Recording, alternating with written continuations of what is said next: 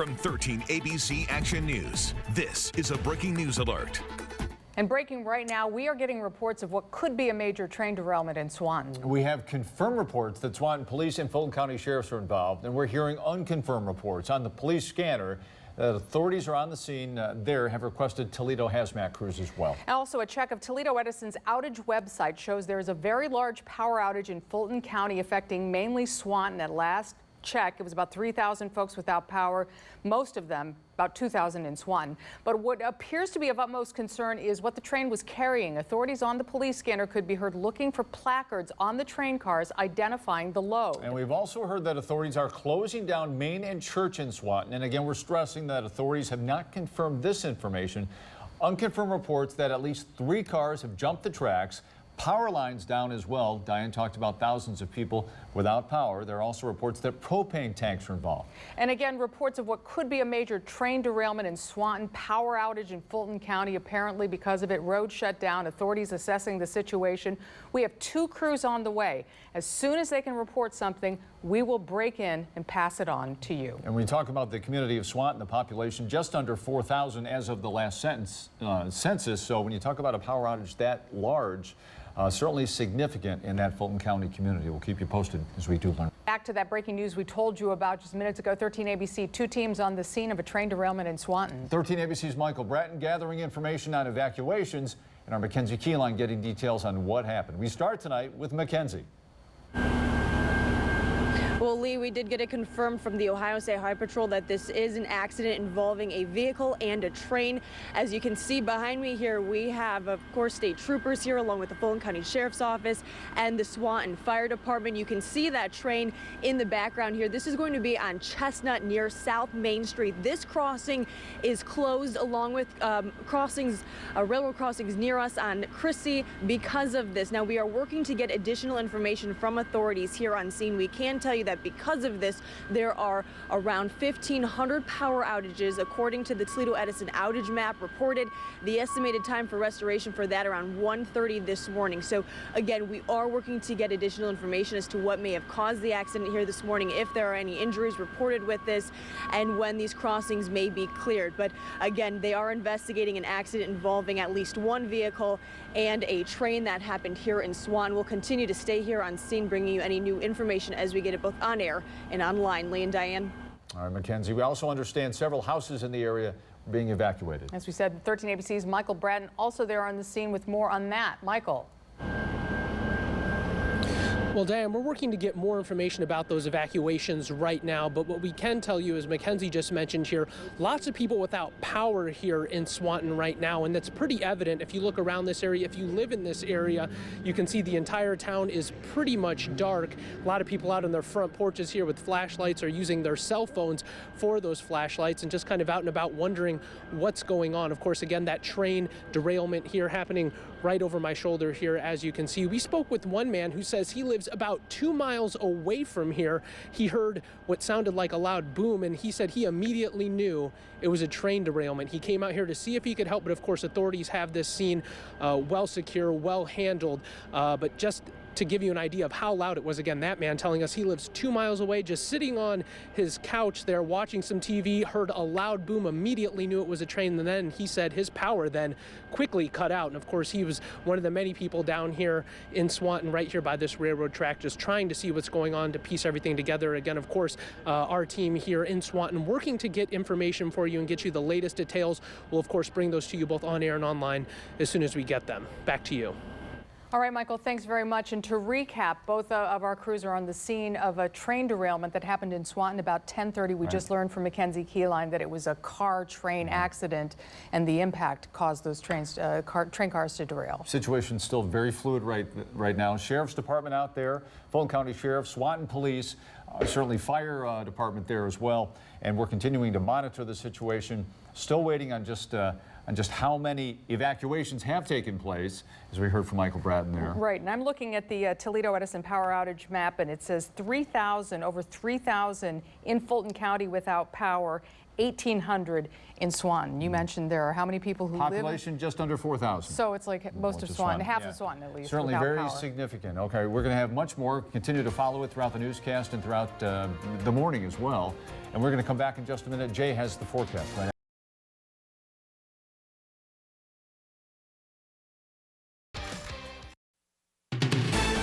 From 13 ABC Action News, this is a breaking news alert. And we are continuing to track reports of damage after strong storms and an unconfirmed tornado cut right through northwest Ohio. Take a look at this video sent to us by a viewer in Henry County. See those strong winds swirling debris as what appears to be a funnel moving across the sky. And here are a couple of pictures sent to our newsroom earlier this afternoon. These are shots of a funnel cloud near Custer in western Wood County. This is close to an area where the roof was ripped off a barn. And tonight we have full team coverage. 13 ABC's chief meteorologist Jay Berschbach was first to tell you about the threat stayed on all afternoon until those threats canceled at 5 o'clock. Been providing us live updates on air and on Facebook Live as well. And 13 ABC's Lee Conklin in Henry County tracking the damage. Lee joins us now live. What are you seeing, Lee? Well, Diane, about 100 yards from that pole barn that you mentioned, that where at least half the roof was ripped off, 100 yards behind me here. State troopers about 50 yards away here. Live from Toledo, this is 13 ABC Action News. Chaotic scene unfolding on Toledo streets around 5:30 this afternoon. Tensions running extremely high in a North Toledo neighborhood. Police officers shoot and kill a 25-year-old man, a person of interest, in a slew of armed robberies. Welcome in. This is 13 minutes of nonstop news at 11. I'm Lee Conklin. And I'm Diane Larson. We've had a team of reporters working this breaking story all night long. Started during the 5 o'clock hour, LaGrange and Hudson. Since the shots were fired, tensions have been very high. We have team coverage for you tonight. Melissa Bates went to the front lines to talk with people in that neighborhood getting their side of the story. And Michaela Marshall will have reaction from the mayor coming up in just a moment. But we want to start with Sean Haggerty, who is live with details from the first responders and the newly released dash cam video of this deadly shooting. Sean. Yeah, that dash cam video really paints the picture and shows the picture of what happened this evening. There's been a lot of misinformation. You might have seen some of it on social media. But let's walk you through what police are telling us first at the scene. Once again, those shots fired about 5:25, 5:30 this evening, Hudson and LaGrange. Police were looking for that suspect. They had had a report of him stealing a vehicle. They had warrants out him from previous incidents, so officers knew who they were looking for. After they spotted him in the stolen vehicle, they then spotted him later in the day near Hudson and LaGrange on the bicycle. So let's show you that dash video from police officers. This is a SWAT team vehicle. It is unmarked.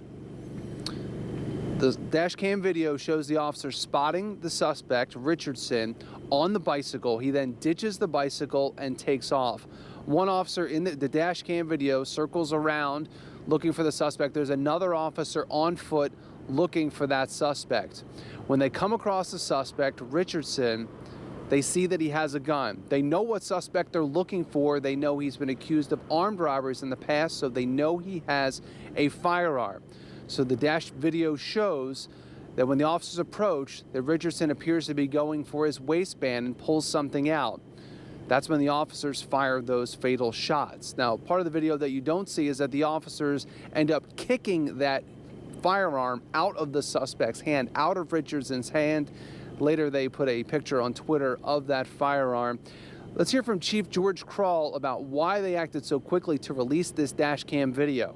We've been preaching in the police department, and the mayor's office has been preaching transparency. That's why you guys are here tonight. So we're hoping that when we show the video, you get it out to your viewers, the false information will be reduced. And there's a couple of things I want to show you. It's disturbing video, but I think it'll answer a lot of questions. So I want to make one distinction that Toledo police brought up today. And one thing they were mentioning was that in their training, someone does not need to be pointing a gun at an officer in this manner.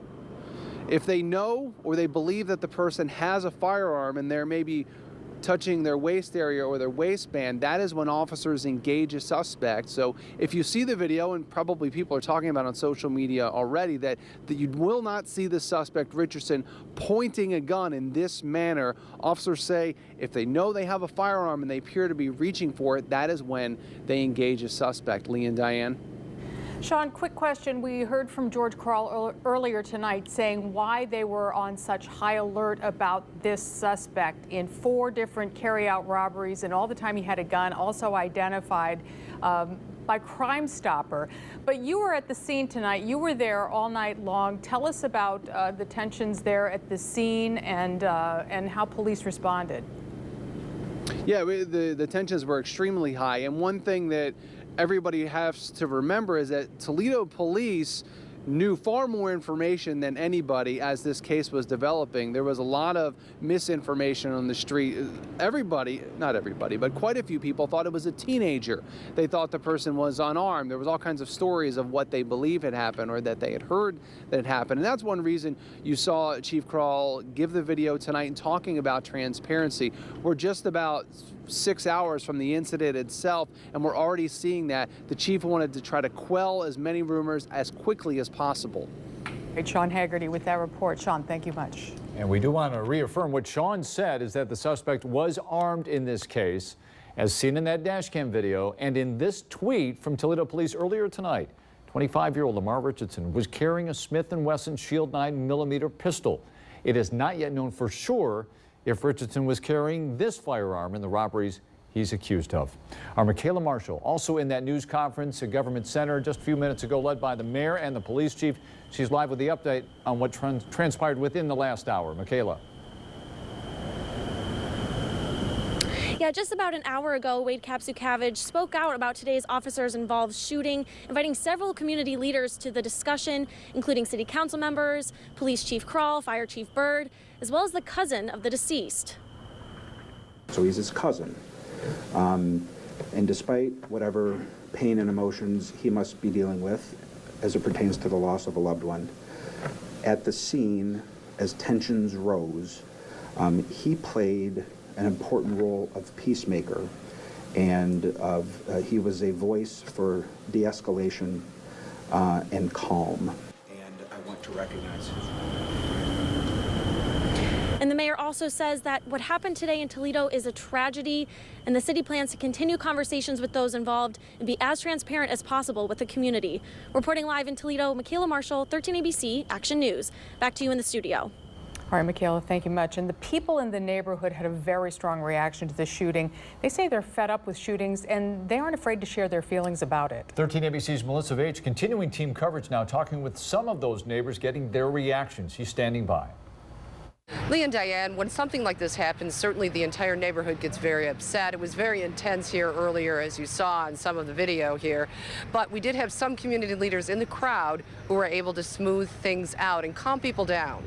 Spring Townsend came back to the neighborhood she just moved out of to see what happened tonight, bringing her 4-year-old son, JC, on, but keeping him at a distance from the angry crowd. I came down here because it was about somebody's kid, and I got teenage sons. As information and misinformation circulated, the crowd got angrier. You got tasers for a reason. Apparently they don't got enough training, or they don't want to do their job. Man, I think this crazy, man. Toledo ain't cool. Toledo police ain't cool. TPD ain't cool. The crowd chanting the same thing on and off throughout the night. Hands up, don't shoot. Councilman Larry Sykes and retired Homeland Security Officer Earl Mack standing calm and encouraging the crowd to do the same. Showing our African-American face in this crowd helped calm this down, because they were threatening and intimidating the police officers, and they were just doing their job. Just to help keep calmer heads and do whatever we can to help the police department and answer questions to the community. My goal was to help smooth things over and tell them that there will be an investigation and the truth will come forward. Don't take everything for granted. In Toledo, Melissa Vage, 13 ABC Action News. And this is the second deadly officer-involved shooting in less than a week. Just this past Saturday night, officers shot and killed an armed robber at a Dollar General on Heather Downs. Police say Dale Slocum stabbed 2 people in the botched robbery. One of them, Tommy Thacker, died when he tried to stop Slocum. This incident is still actively under investigation. And these officer-involved shootings somewhat familiar for our city. On September 4th of last year, TPD responded to a report of a man assaulting a woman at a home on Berkshire Place. Chief Kroll said Shane Marsh approached police with a knife. That's when police officers fired one shot. Marsh died on the scene. And last November, we had a police officer that was shot in the face. Officer Jason Picking hit by a stray bullet. That is, police were trying to serve a warrant at a home on Caroline Avenue. 38-year-old Jermaine Hill was found guilty of that crime and was sentenced to 47 years in prison. Stay with 13 ABC, both on air and online, as we continue to track this story in the hours and the days ahead. As soon as we get any major updates in the investigation, of course, we will pass those along to you.